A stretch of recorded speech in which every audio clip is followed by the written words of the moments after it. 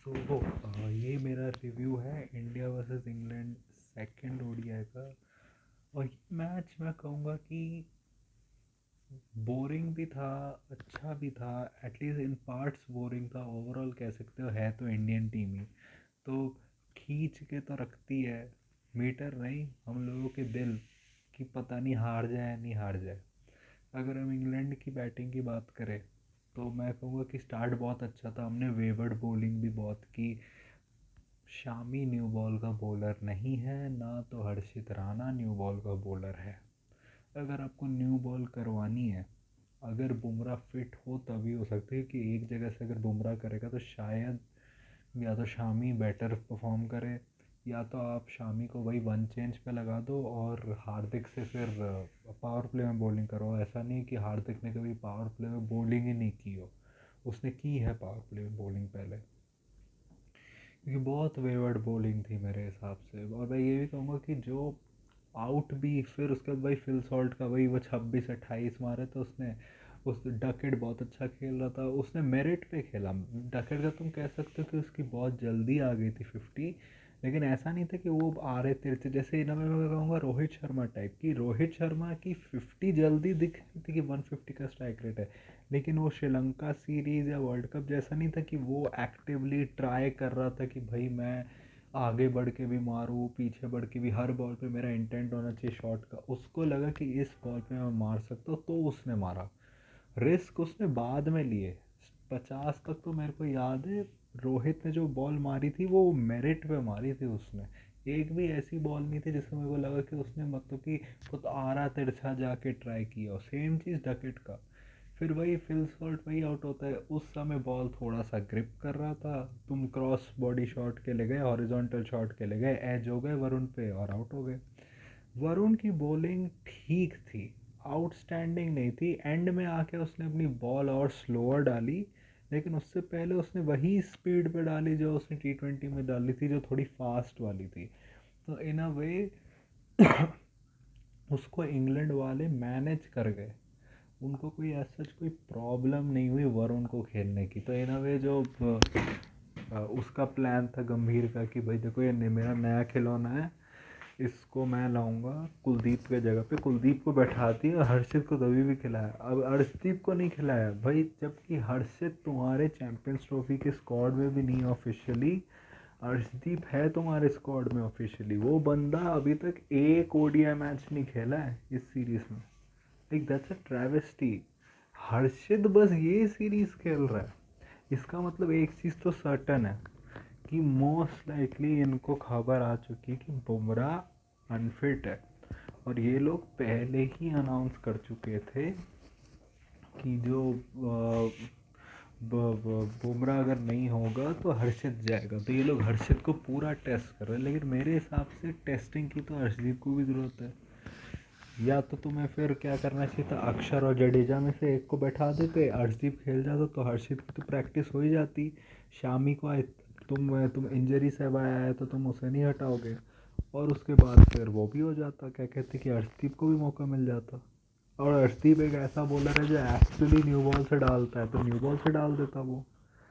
मेरे हिसाब से मेरे हिसाब से फिर देखो डकेट को आउट करा, सबसे बेस्ट बॉलर हमारा जडेजा था। जडेजा को जब से उसका नाम दिखा कि उसका नाम सबसे लास्ट में था, 15वां नाम था, उसने कर लिया कि भाई मैं अपना बेस्ट गेम दूंगा, और उसने अपना बेस्ट गेम दिया। पहले मैच में भी सब मेरे को लगता है उसने बहुत अच्छी बॉलिंग की। इस मैच में भाई 3.5 का इकॉनमी पर डालना, जहाँ पे सब लोग 5 या उससे ज़्यादा के इकॉनमी पे गए, दैट स्पेक्टेकुलर।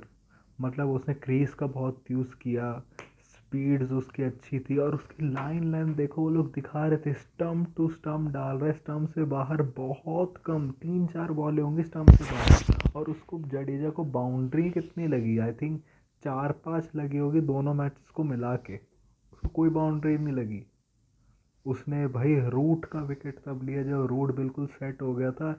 फिर क्या हो गया था, हमने एक अच्छा खासा फेज़ आया था 4-5 ओवर का, वो लास्ट 10 ओवर्स के थोड़ा सा पहले और उसके बीच में, जिसमें उनकी बाउंड्री नहीं लग रही थी। रूट ने कोशिश किया कि मैं इनसाइड आउट जाके ना छक्का मार दूंगा, हुआ नहीं, आउट हो गया। जडेजा ने उसको भी, ओवरटर्न को भी आउट किया था। और जडेजा ने उसको डकेट की भी इम्पोर्टेंट विकेट ली थी, उसको आउटसाइड ऑफ डाली और उसको फोर्स किया कि तू ऑन साइड पे मार। सबको पता है उसका ऑन साइड अच्छा नहीं, उसने इंटाइस किया ऑन साइड पे मार और आउट हो गया वो। हर्षित ने तो भाई है, देखो हर्षित का ये बात है, उसके अंदर स्किल्स है, उसके अंदर हाई बाउंस है, उसका उसका जो बॉल आता है और रश करता है बैटर को, लेकिन अभी भी उसके पास वो फुल्ली डेवलप्ड नहीं है, वो हमेशा वो चीज़ नहीं कर सकता। उसके पास मिक्स ऑफ पेस उसका उसका मेन वेपन है, कि उसका पेस मिक्सअप वाले जो बॉलिंग होती है और उसकी बीच में मतलब स्लोअर जो बैट्समैन पिक नहीं कर पाता बहुत बार वो होती है, वरना उसके अलावा वो पिटा बहुत है भाई हर्षित। मैं कहूँगा लिविंगस्टन का आज परफॉर्मेंस बहुत अच्छा था, बॉलिंग से भी उसने बहुत अच्छा किया भाई, उसकी फुल टॉस से कोई नहीं खेल पा रहा था, रोहित उसकी फुल टॉस पे आउट हो गया, केएल ने सबसे पहला जो रन मारा था वो भी फुल टॉस थी, वो भी एज हो गई, तो वो भी आउट नहीं हुआ लेकिन एज हुई एटलीस्ट। फिर अक्षर का एक उस पर लगा कि चांस है, लेकिन नहीं था चांस एक्चुअली। फिर उसके बाद इंग्लैंड की बैटिंग का मैं ये कहूँगा कि उन्होंने बैटिंग अच्छी की, बस ये बात है कि कोई अपने उसको 50+ को कोई 100 में नहीं बदल पाया, जो इन अ वे एक अच्छा इंटरवल मिल गया मेरे हिसाब से। हम और अच्छा करते अगर केएल विकेट कीपिंग अच्छी करता तो। केएल की विकेट कीपिंग बहुत बुरी थी, उसने कैच भी ड्रॉप किया था डकेट का पहले, सॉल्ट का भी पहले कैच ड्रॉप होता, लेकिन वो केएल ने नहीं किया था। केएल ने फिर डीआरएस में एक भी डीआरएस ठीक नहीं लिया, फिर उसके जिसमें डीआरएस लेना चाहिए था उसने उसके लिए अपील नहीं की, कैच भी ड्रॉप हो गए। उसके बाद बायस भी कितने दिए आज केएल ने, ऊपर से बैटिंग में भी अच्छा नहीं भाई। ये केएल का ये है, इंडियन टीम में कुछ लोगों को इसलिए अच्छा लगता है क्योंकि उनको लगता है कि नेक्स्ट बिग थिंग है, उनको लगता है टेक्निकली बहुत सफिशिएंट है, ये है बहुत टैलेंट है, और वो उसको मॉली कॉडल करने के लिए, क्योंकि उनको लगता है टैलेंट है, उनको पता है कि ये बंदा कंफर्ट जोन के बाहर नहीं आ सकता, मेंटली बहुत वीक आदमी है क्रिकेट के हिसाब से मैं कह रहा हूँ। तो फिर इसको इसको पोजीशन का बहुत होता है। तुमने इसके इंटरव्यूज पे देखो कितना ये इसको अपने मेंटली बहुत होते थे, तो फाइनल में भी इसका था कि ये कंफ्यूज हो गया था कि मैं चौके मारूँ या नहीं, और उसमें आउट हो गया। सेम चीज़ उसका है, यहाँ पे वो 5 पे नहीं खेला, 6 पे आया, और तुम्हें क्या करना है, फिनिश करना है, 30 रन चाहिए तुम्हें, 30 रन में भी तुम 10 रन मार के वो घटिया सा पुल शॉट। एक तो तुम जब आते हो क्रीज पे इतना वीक से लगते हो कि तुम्हारा बैटिंग स्टांस वैसा सा इतने चुई मुई से लगते हो, ऊपर से इतना घटिया सा जो पुल शॉट ऐसे करके जो होता है उस पर आउट हो गया। ये सेम चीज़ टेस्ट मैच में भी हुई थी, आउट हो गए भाई तुम। एक तो भाई मेरे को समझ आ रहा है कि जीजी ने क्या किया, उसने अक्षर को 5 पे किया क्योंकि देखो जायसवाल को ले नहीं ला पाए अपने नए टॉय को, क्योंकि जायसवाल ने अच्छा नहीं किया, श्रेयस ने 50 मार दिया और उसको था कि मुझे लेफ्ट हैंडेड चाहिए। अक्षर ने पिछले मैच में 50 मारा, तो वो सीधे अक्षर को 50 फिफ्थ पे ले आया, क्योंकि उसको हुआ कि देखो लेफ्टी तो चाहिए, और अक्षर ने 50 भी मारा लिया, तो इस मैच में भी उसने 40 मार दिया, तो अक्षर इन अ वे हमारा दोनों मेरा सेट हो गया, T20 वर्ल्ड कप जैसा होगा, दोनों अक्षर जडेजा खेलेंगे और अक्षर की परमानेंट पोजीशन 5 होगी। लेकिन फिर 6 पे केएल राहुल क्यों खेल रहा है? अब तुम कह सकते हो केएल राहुल टीम में इसलिए क्योंकि वो राइट हैंडर है और वो विकेट कीपिंग कर रहा है, वरना केएल 6 पे खेल ही नहीं सकता। क्या तुम्हारे लास्ट के 5 ओवर्स बचेंगे और अक्षर आउट हो गया, तो क्या तुम केएल को भेजोगे रन मारने के लिए या हार्दिक को पहले भेजोगे? हार्दिक को भेजोगे ना। एक चीज़ अच्छी हो गई इस बैटिंग लाइनअप से कि जडेजा 8 पे आ गया। जडेजा एक कॉम्पिटेंट नंबर 7 नहीं है, लेकिन जडेजा एक कॉम्पिटेंट नंबर 8 है, उसकी बैटिंग उसी लेवल जितनी है, तो वो चीज़ उन्होंने ठीक की। लेकिन केएल को 6 पे करना सेंस नहीं, क्योंकि वो 6 पे रिस्पॉन्सिबिलिटी डिफरेंट होती है।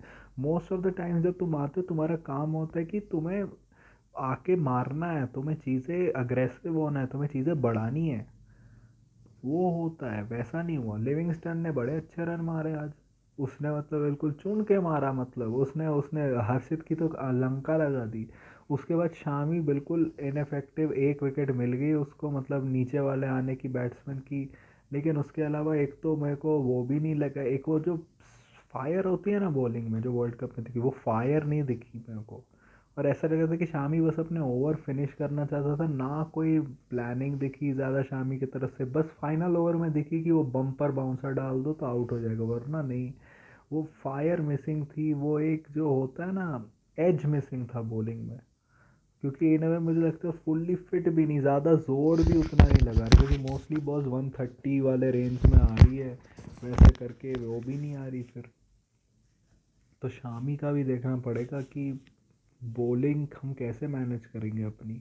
मुश्किल हो जाएगा अगर ऐसी बॉलिंग होगी तो, क्योंकि कोई कोई टीम होगी साउथ अफ्रीका जैसी, ऑस्ट्रेलिया जैसी, इंग्लैंड भी 300 तो मार दिए ना उन्होंने तभी भी। वो हम कर गए चेज अलग बात है, हर दिन 300 चेस नहीं होते। ये 2022 के बाद पहली बार हुआ है कि हमने वो चेस किए अब 300। अक्षर पटेल की मदद से उस हमने उस समय किए थे।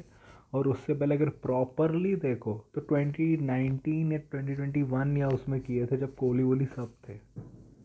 तो देख लो क्या है फिर। उनकी बैटिंग में ये भी था, देखो रूट ने अच्छा खेला, रूट तो 2 बार आउट हो गया था, हमने किया नहीं कुछ। फिर उसके बाद रूट ने अच्छा, मतलब उसने स्पिनर्स पे सिंगल डबल लेते रहे। एक चीज़ उन्होंने अच्छी करी कि हमारे स्पिनर्स ने बीच में रोका भी। वरुण और जडेजा ने अच्छी बॉलिंग की कि वो ज़्यादा कुछ कर नहीं पाए थे, लेकिन फिर अक्षर आता था तो उसको थोड़े बहुत शॉट, जैसे अक्षर ने भी बुरी बॉलिंग नहीं की, मैं कहूँगा रोहित ने गलती की। अक्षर ने क्या 5 ओवर में 32 या कुछ दिए थे। बाकी पेसर से तो बेटर ही था उसका। उसके होंगे 5-6 का होगा बॉलिंग का इकोनॉमी, बाकी सबके तो 6 से ऊपर, 8 से ऊपर, 7 से ऊपर थे। मेरे हिसाब से अक्षर को देना चाहिए था, क्योंकि पिच में थोड़ा बहुत अगर स्लोअर कर रहे थे तो कुछ थोड़ा बहुत हो रहा था कि जिसमें जिसमें था कि थोड़ा सा चांस है कि ठीक है थोड़ी सी स्लगिश पिच है, थोड़ा सा है कि उतना भी इजी नहीं है शायद, थोड़ा सेट होना पड़ेगा, थोड़ा होना। जैसे हैरी ब्रुक सेट हुआ, उसके शॉट्स भी लगे, लेकिन फिर हर्षित की स्लोअर आई, उसने मेरे हिसाब से पिक भी कर ली, लेकिन वो बहुत हाई चली गई और शुभमन गिल ने बहुत अच्छा कैच लिया। तो वही बात थी मेरे हिसाब से, वो मिस्टेक कर दी कि वो सीधे वो पेसर वाले अपने पुराने फॉर्मूला पे चले गए कि लास्ट में तो हम पेसर को ही देंगे।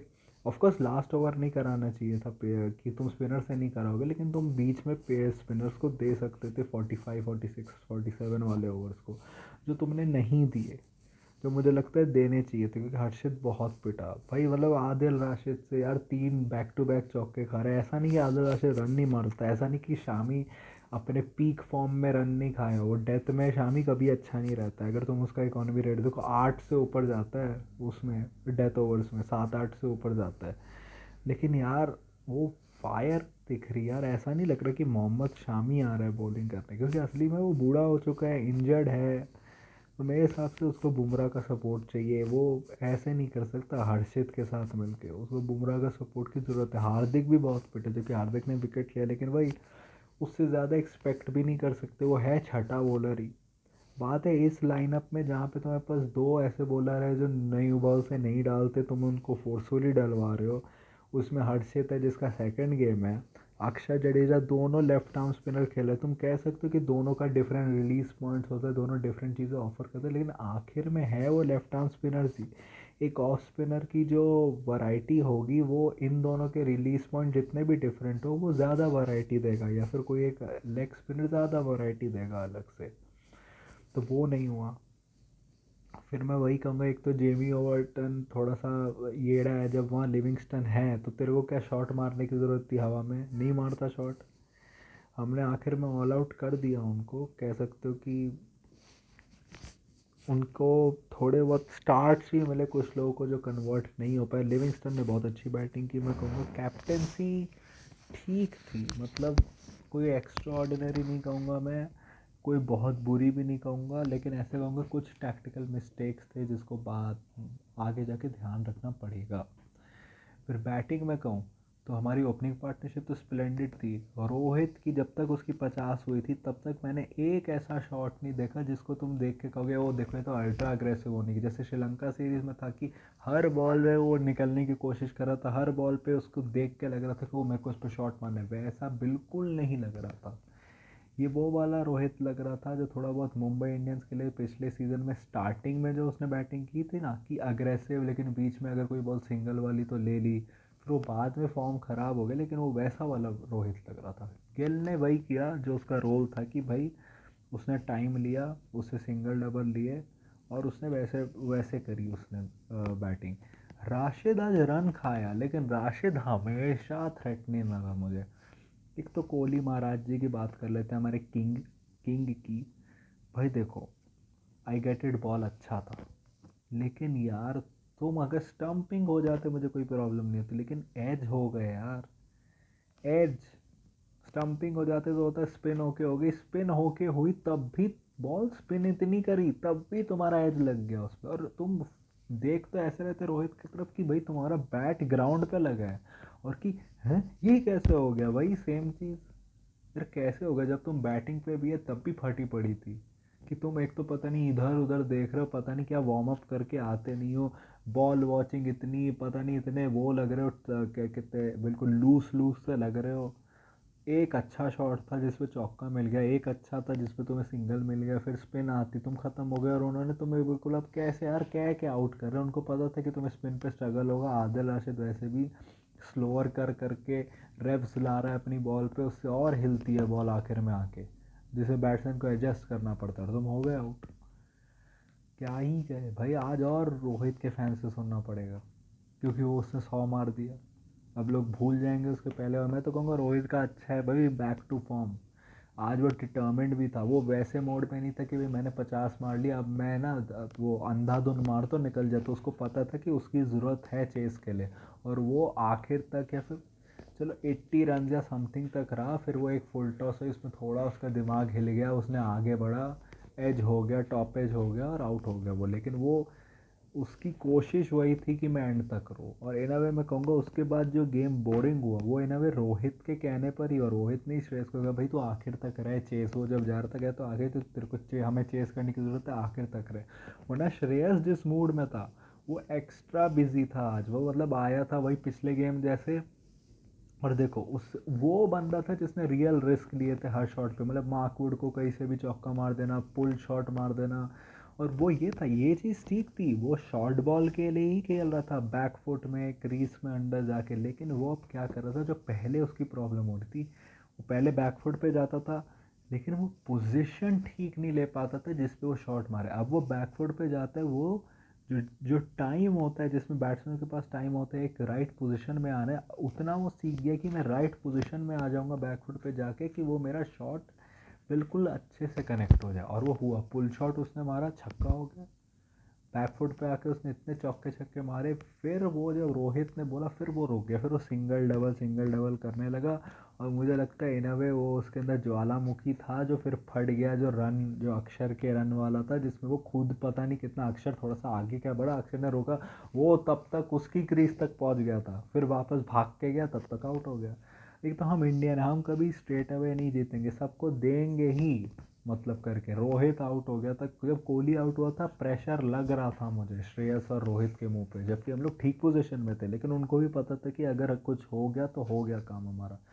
इंग्लैंड ने प्लान स्ट्राइक किया, मेरे हिसाब से उन्होंने एक चीज़ गलत की, जेमी ओवरटन ने बस 3 ओवर किए थे, उसने एक विकेट की भी ली थी, शुभमन गिल को बड़ा अच्छा बीट किया था कि पहले शॉर्ट बॉल डाली उसमें चौका, और शुभमन गिल तब कर ही नहीं पाया कि फुल बॉल आई यॉर्कर आई और बोल्ड हो गया, दोनों केएल और शुभमन वैसे ही आउट हुए, नवे क्रिक केजी नेक्स्ट ने मेंशन किया था जैसे वो टेस्ट में आउट होते, और ये दोनों टाइप की डिलीवरी दोनों को बहुत बहुत बॉदर कर रही है कुछ टाइम से, ये भी हमें देखना पड़ेगा। तो फिर अक्षर ने अच्छा करा, अक्षर भाई इन अ वे चीट कोड है लेग स्पिनर्स के अगेंस्ट, वो सेटल ही नहीं होना, वो चांसेस लेता है, स्वीप मीप मार के चौका, एक बार मुझे लगा था आउट तो नहीं हो गया लेकिन वो बाउंस करके गया था, 2 बार ऐसा होता है, एक स्वीप पे बाउंस करके गया था, और एक जो हमें 3-4 रन बचे तब बाउंस करके, 10-11 रन बचे तब बाउंस करके गया था, तब भी हम बच गए। लेकिन अक्षर एक चीट कोड है, और अक्षर ने आई थिंक रियलाइज़ भी करवाया है टीम मैनेजमेंट को कि बहुत ज़रूरी है एक लेफ्ट हैंडर का होना, क्योंकि वरना हमारे बैट्समैन तो एक दिन लेग स्पिनर के अगेंस्ट चल गए, ठीक है क्योंकि पिच भी थोड़ी सेटल हो गई, मैं ये नहीं कहूँगा कि ड्यू इतनी थी कि बैटिंग करना बहुत ही आसान थी, क्योंकि देखो ऐसा कि इस बार ऐसा नहीं था कि बैटिंग बिल्कुल ईजी थी, मतलब मार्क वुड से भी वो टैक्टिक्स यूज़ कर रहे थे कि करे, लेकिन इस बार हमारे बैटर्स रेस्टलेस नहीं हुए, उन्होंने मौके नहीं दिए उनको, हम जिन बॉल्स पे भी आउट हुआ ऐसी नहीं थी कि बहुत अच्छी थी, मतलब कोहली का कह सकते हो थी, गिल का कह सकते हो तो पूरा बीट ही हो गया, लेकिन रोहित जिस बॉल पे आउट, श्रेयस जैसे आउट हुआ, हार्दिक जैसे आउट हुआ, इवन केएल जैसे आउट हुआ, तो वो सब ऐसी बॉल्स थी नहीं जिस पे आउट होना चाहिए था, केएल ने जो पुल मारा वो पोजीशन में ही नहीं था, और पता नहीं कैसा सा पुल था, जज ही नहीं कर पाया कि कहाँ पे बॉल आ रही है, कौन से लेंथ पे है, कहाँ मेरे हाइट पे आएगी, कर ही नहीं पाया। तो ऐसा नहीं था, उन्होंने चीज़ें कोशिश की है, लेकिन हमारे बैट्समैन काम थे, उन्होंने रिस्क उतने नहीं लिए। श्रेयस ने सबसे ज़्यादा, रोहित ने भी फिर 50 के बाद एक दो रिस्क लिए, मार्कवुड को पीछे छक्का मारने की कोशिश की, बाहर आके मार्कवुड को चौका भी मारा। फिर रोहित ने कुछ कुछ चीज़ें की, लेकिन रोहित ने ओवरऑल ट्राई किया अपना बेस्ट एंड तक रहने का। और इसलिए तो फिर उसको अपना दूसरा सब 100 मारने में टाइम भी लगे। एक तो तुम कह सकते हो कि या तो उनकी टैक्टिक्स बुरी थी, या फिर रोहित चाह रहा था कि मेरी 100 आ जाए इसलिए वो नहीं कर रहा था। लेकिन मुझे लगता है उनकी दोनों का कॉम्बिनेशन था वो, कि रोहित 100 भी चाहता था, उनकी टैक्टिक्स भी थी कि जिससे कि वो कर नहीं पा रहा था वो। कोहली का तो मैं कहूँगा कि भाई अगले में रन मार लो, मतलब क्या ही कहे यार। ऐसा लगता है जब तुम आते हो एक गली का क्रिकेटर आ रहा है, इतनी फटती है लोग ये जब तुम खड़े होते हो कि तुम रन मारोगे नहीं यार। ऐसी हालत होगी, लोग एक एक रन पे चेयर करते। खुशी की बात है कि लोग अभी भी फैन है, कि बुराई की भी है कि इतना दिखता नहीं है कि तुम्हें रन मारते हुए। अजीब। आई होप रोहित अगर फॉर्म में है तो कंसिस्टेंट रहे, कोहली भी फॉर्म में वापस है, क्योंकि ज़रूरत है। क्योंकि हमारे सबसे ज़्यादा ओडीआई रन्स जो 2023 से मारे वो 3 लोगों ने मारे, शुभमन गिल, विराट कोहली और रोहित शर्मा। और ज़रूरत है इन तीनों का चलना, तभी हम जीत सकते हैं चैम्पियंस ट्रॉफी, वरना नहीं। क्योंकि हमारी बॉलिंग वैसे ही वीक है और बैटिंग हैवी, और बैटर्स को स्टेप अप करना पड़ेगा फिर, नोइंग दिस फैक्ट की है। और तुम लोगों को अपनी वर्ल्ड कप की भी जगह सेट करनी, सेल्फिश ही हो जाओ कि वर्ल्ड कप के लिए भी कुछ कर लोगे फिर। कोहली का तो कहूँगा भाई महाराज जी, भाई आप माफ़ी करो मतलब।